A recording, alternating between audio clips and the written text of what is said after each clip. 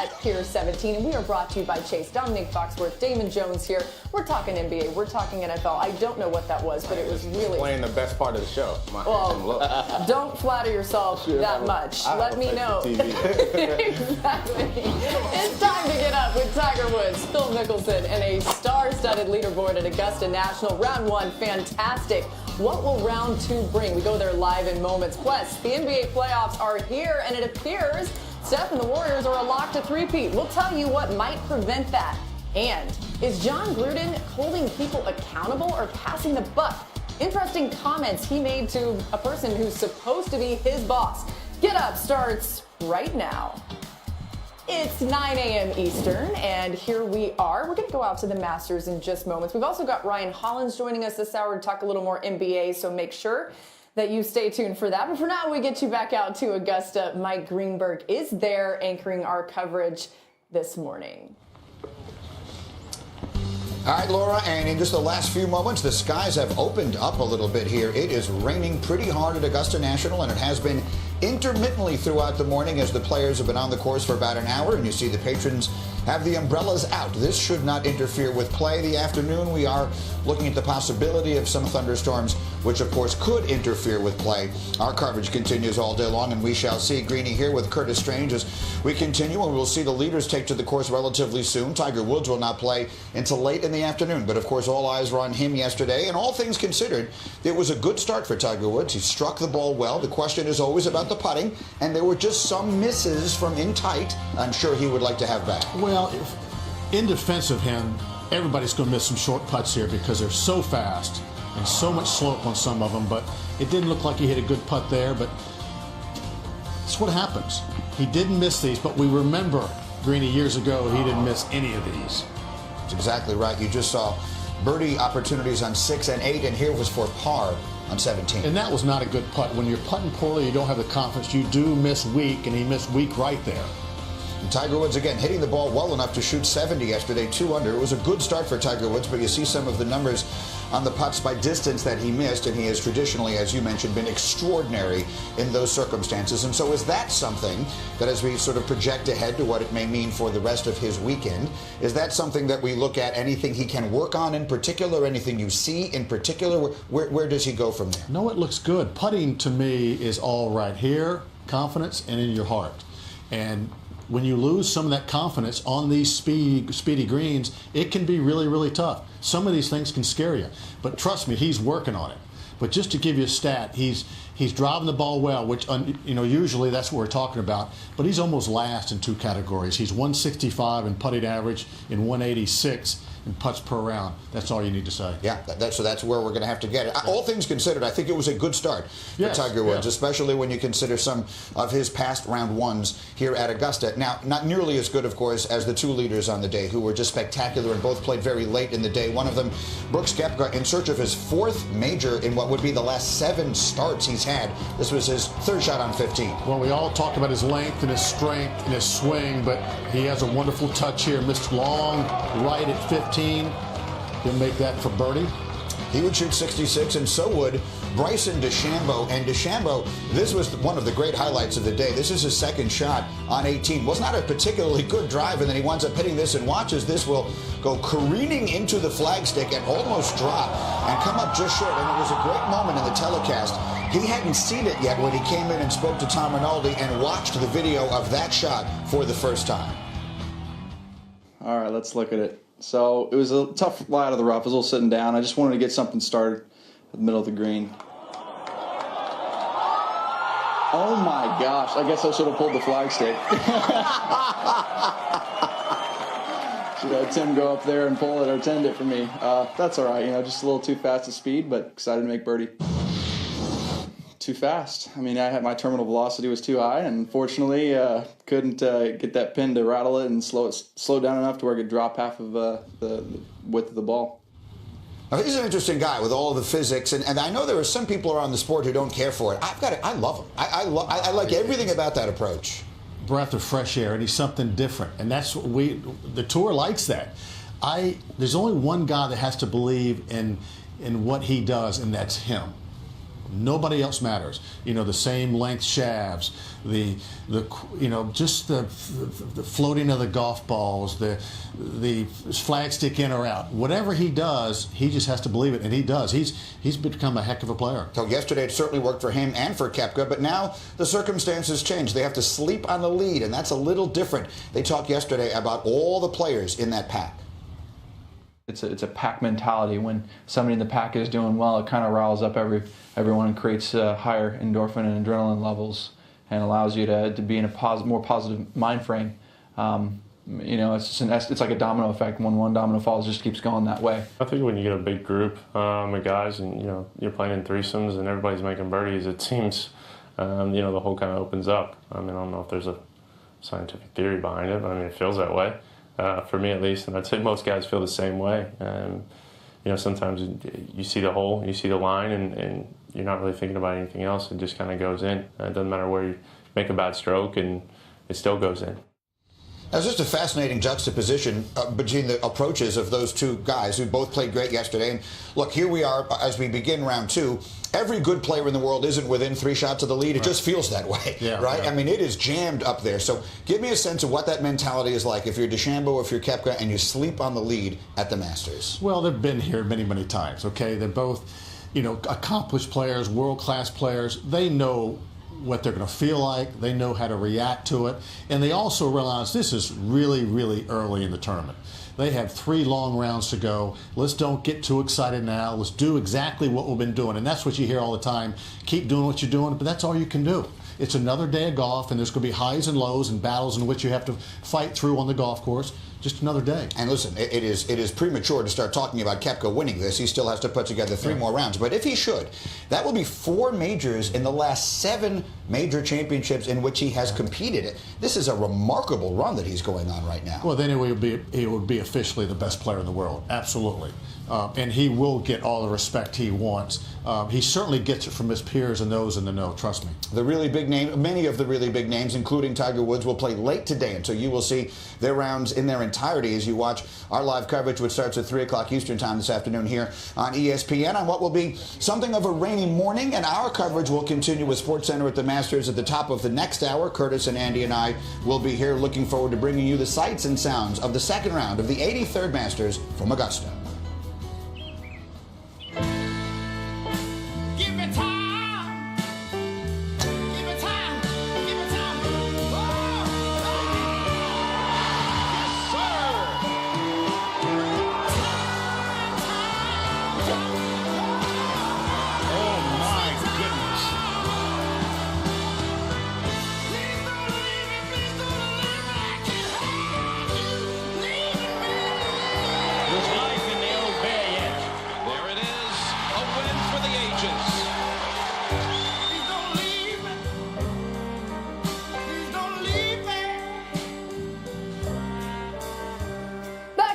And back to the NBA, the Warriors' quest for a 4th title in 5 years as we begin with the Western Conference NBA playoffs starting tomorrow. This quest starts with the Clippers for the Warriors. The only team to win 4 in 5 are the Lakers in the late 40s and early 50s and the Bill Russell Celtics in the 50s and 60s. Can they do it? James Harden was a one-man wrecking crew this season, finishing with the 8th highest scoring average in a season and with an NBA record 317 unassisted three-pointers. He broke his own record by 121. The Thunder have struggled since the break, posting a 12-13 record.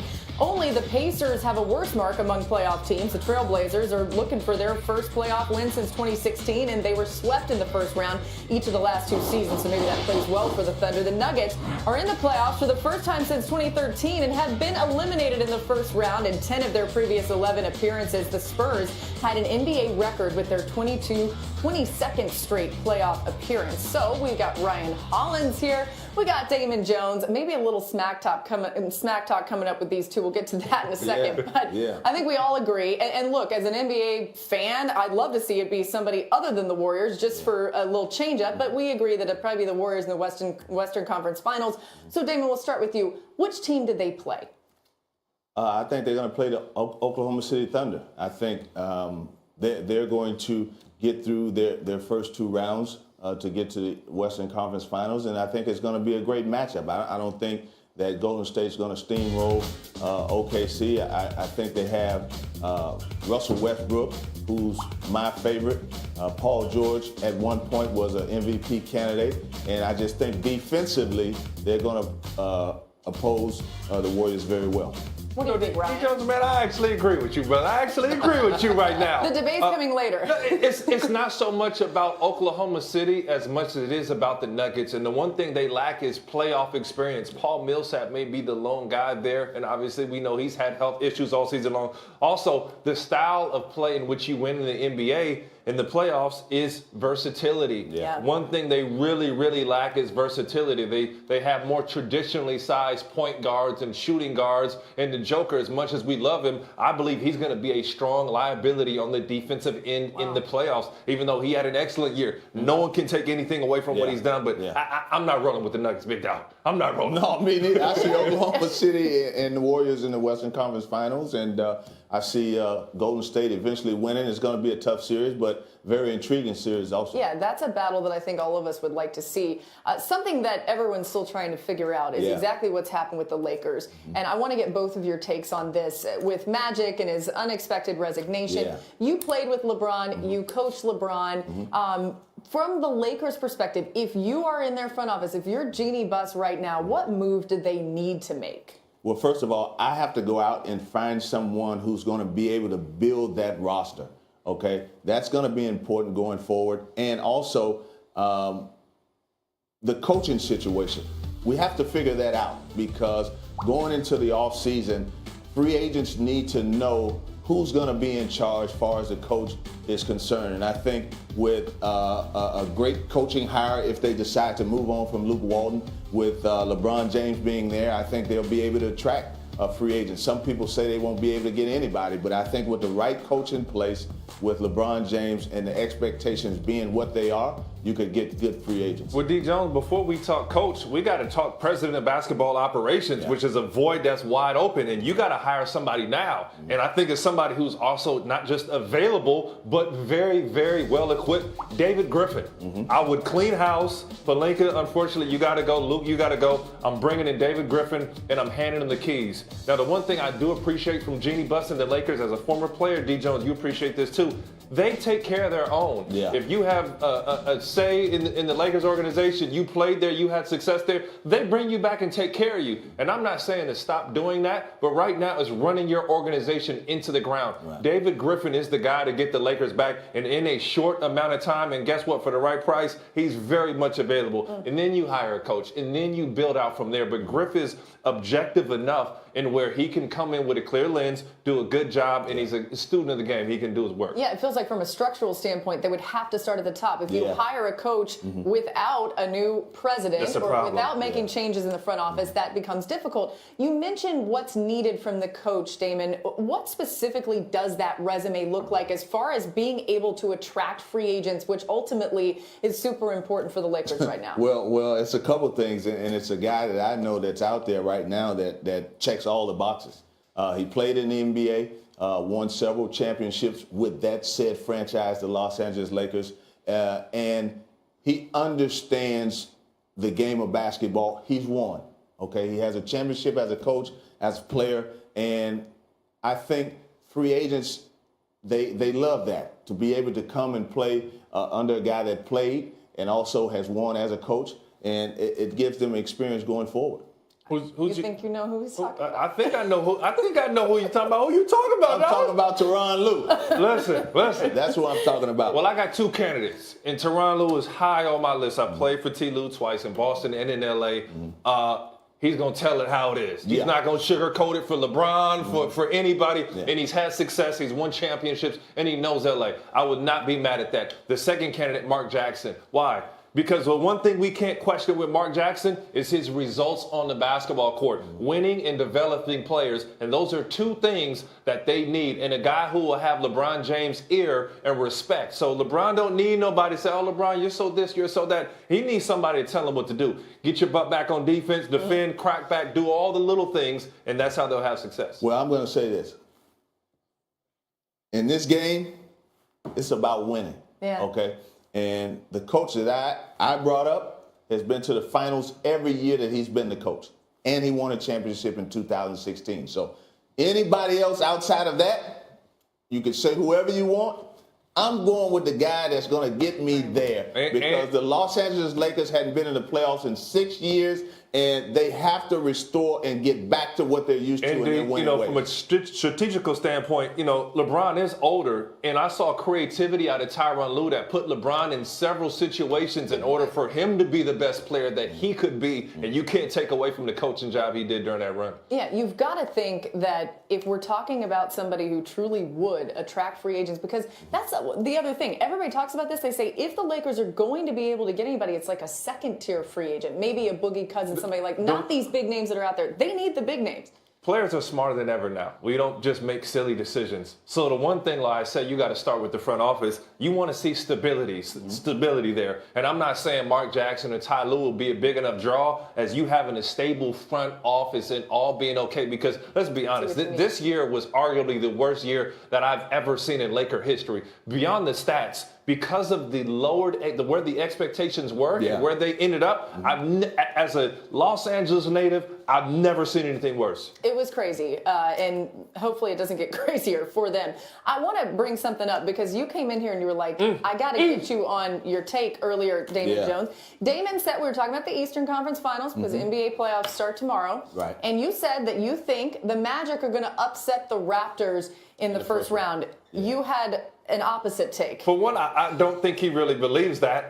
For two, if you watch the Orlando Magic this year, they are the worst team in basketball. What am I talking about? They would come out and beat the league's best. Golden State, Milwaukee, they put hands on it, and then they would turn around and lose to the worst night after night. Also, what would get you through? Consistency. The one thing, if you look at the Toronto Raptors, they're the second best team in the NBA defensively, and that's what you need to kind of get you through these humps and hurdles, man.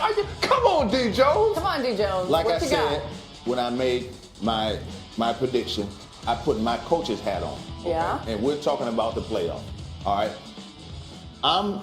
I'm not saying that I'm not sold on the coach of the Toronto Raptors, but he hasn't been here before. Okay, so that's one thing. I'm sure Kyle Lowry is going to step his game up. He's going to play well. Kawhi Leonard is going to do what he do. But I think at the trade deadline, they lost a lot from their bench, which was strong for them last year. And I think the Orlando Magic is going to win the first round series. Who wins, your bench or your stars?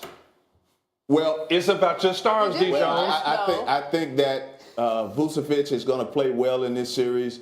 I think Aaron Gordon is going to have a breakout series. I think Orlando is going to win this series. It's okay. I mean, once they win, I want you to come back on TV and say, give you credit. The coach. If that happens, we're giving you credit. Yeah, we're giving you all the credit. Time to get up and go, guys. And we're going to start with fresh off receiving a 4-year contract, Kings GM Vlade Divac and fired head coach Dave Joerger on Thursday.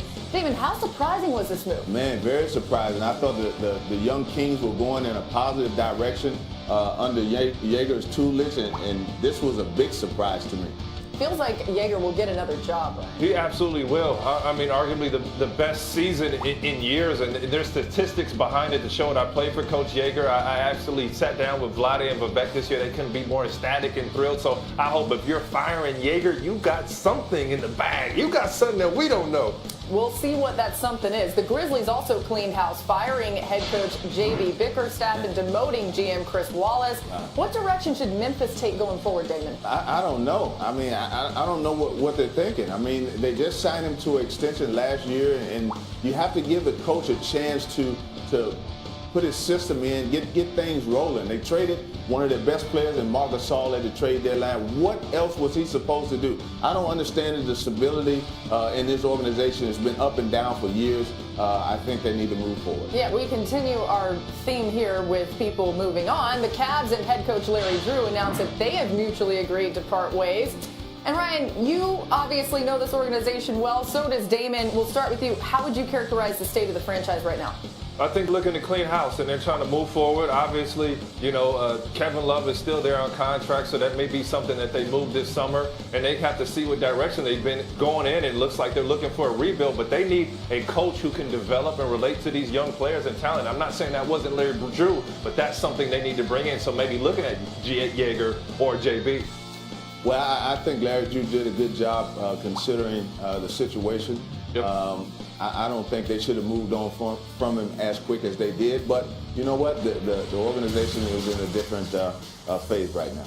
Meanwhile, on planet Earth, fellas, we've got a robot that's doing crazy things in Tokyo, Japan. This guy's named Q3. He's attempting a shot from near half court, and he's going to put the shot up. Man, I'm telling you. I'm still shooting the ball like that right now. What? I mean, what do we got on the form? I don't know about you, but this freaked me out, D. Jones. I'm nervous, yo. Yeah, I'm nervous too because if you look back at it, I mean, he shot the ball with no legs, all upper body. No legs. From half court. Set shot.